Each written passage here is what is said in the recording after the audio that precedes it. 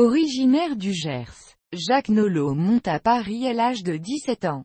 Souhaitant devenir acteur, il suit des cours de comédie tout en travaillant comme vendeur de légumes, mais connaît vite une période difficile, qui l'amène à devenir prostitué, puis gigolo, plutôt pour hommes. Dans les années 1960, il fait plusieurs rencontres déterminantes, dont celle de Roland Barthes, au Festival de Cannes de 1964, qui le présente à André Téchiné. En 1968, Jacques Nolot décide de renouer avec sa vocation d'acteur.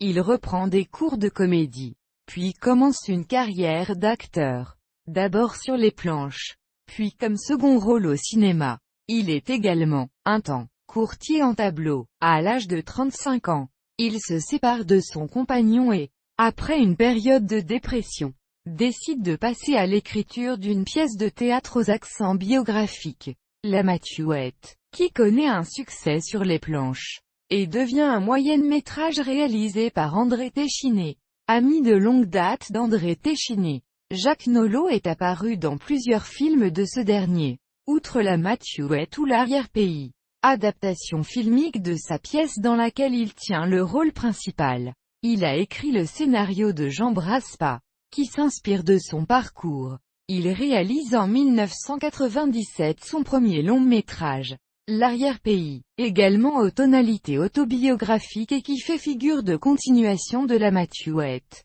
Ses films en tant que réalisateur abordent notamment le sujet autobiographique de l'homosexualité.